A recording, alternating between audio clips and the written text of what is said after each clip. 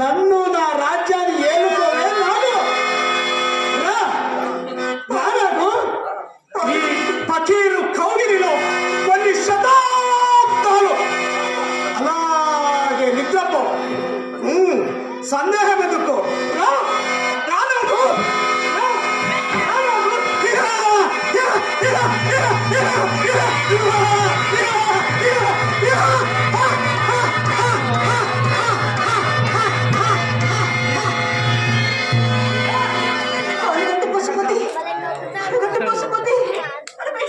నీకోసమే నీ సౌందర్యం అనుభవించడానికి ఎంతో ప్రయాసపడి